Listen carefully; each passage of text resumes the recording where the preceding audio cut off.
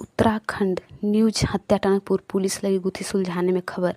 जनपद चंपावत टनकपुर तहसील क्षेत्र से है, जहां आमोस पुत्र जेम्स मैसी अपनी गर्लफ्रेंड के साथ घर से निकला और उसी दिन फिर वापस नहीं आया तो उसकी डेड बॉडी आमोस के गर्लफ्रेंड के साथ अच्छे और दोनों के माता पिता तथा परिवार के सदस्य जानते थे।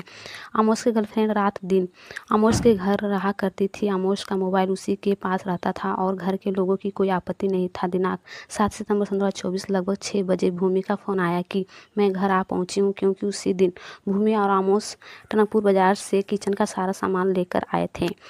उसके बाद आमोस के माता पिता काफ़ी देर होने के बाद खोजबीन शुरू किया तथा भूमि से फ़ोन करके पूछा गया तो उसने उत्तर दिया आमोस यहाँ नहीं आया था। उसके बाद घर के लोगों ने आसपास ढूंढना शुरू कर दिया। लगभग 10 बज गया। न मिलने पर टनकपुर कोतवाली में गुमशुदा एक टारगेट दिया गया। पुलिस प्रशासन ने फोटो न होने के कारण रात के समय ज़्यादा तो प्रयास नहीं कर पाई। इतवार के सुबह फ़ोन आता है लड़की के मां के द्वारा। 112 पर कोतवाली में फ़ोन आया कि आमोस की डेड बॉडी रोड पर पड़ा है, अतः पुलिस के द्वारा पंचनामा भरकर पोस्टमार्टम के लिए भेज दिया गया।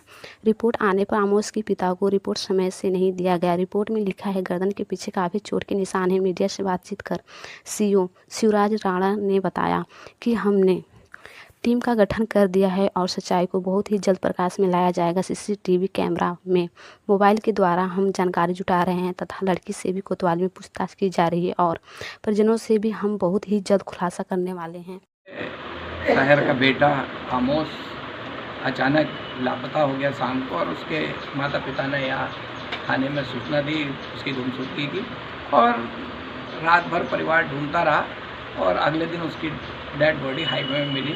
उसके सिर पर, उसके शरीर पर बहुत जगह इंजरी और चोटों के निशान हैं, और पूरी संभावना परिवार के द्वारा व्यक्त की जा रही है कि इसका मर्डर किया गया है। हमने इस संदर्भ में आज पुलिस क्षेत्राधिकारी और जो इन्वेस्टिगेशन ऑफिसर हैं आईओ दोनों से मुलाकात की है, और हमने उनको कहा है कि भाई ये जिन एंगलों पर ये लोग परिवार के लोग बता रहे हैं और वहाँ के लोग बता रहे हैं और जो परिस्थितियाँ दिखा रही हैं, उस हिसाब से दूध का दूध पानी का पानी होना चाहिए। पूरी ईमानदारी से उसकी जांच होनी चाहिए। हाईवे है, हाईवे में कैमरे लगे हैं, पुलिस के चलान वाले कैमरे हैं। एक्सीडेंट भी है तो कैसे है, किस गाड़ी से है, क्यों है, और जो घटनाक्रम और जो शक इन्होंने व्यक्त किया उस एंगल पर भी आईओ और वो जो भी इनके परिवारों ने किया उस एंगल पर आईओ और पुलिस क्षेत्राधिकारी दोनों से मैंने कहा है कि वो जांच करें, और अगर उनके बस की बात नहीं तो हम माननीय मुख्यमंत्री से ही बात करेंगे कि इसकी सीबीसीआईडी जाँच की जाए।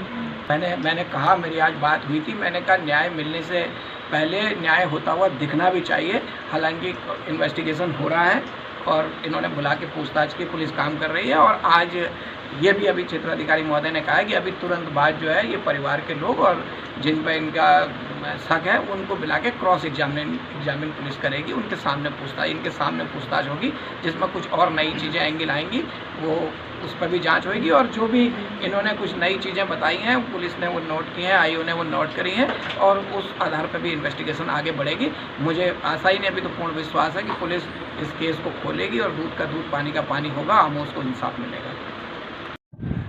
दिनांक 7/9/2024 को जो मृतक आमोस है उसके पिताजी परिजन जो है थाने में आते हैं रात के 11 बजे और बताते हैं कि 6:30 बजे मेरा बेटा उसकी जो लड़की जिसके साथ वो अक्सर रहता है मेरे घर से जाते हैं, उसके बाद यहाँ लौट के नहीं आए।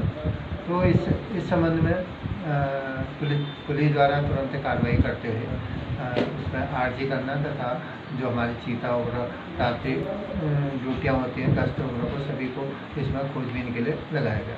सुबह फिर दोबारा इसके पिताजी आते हैं 6:30 बजे और रिपोर्ट लाते हैं, जिसको तुरंत ही 365 की मुंशी की FIR दर्ज की जाती है, और 8 बजे करीब पुलिस को फिर सूचना मिलती है कि एक बॉडी मिली है बेची के पास में। तो उसमें इनके परिजनों को बुलाया जाता है, उनके द्वारा तस्दीक किया जाता है कि आमोस के उनके पुत्र की बॉडी है।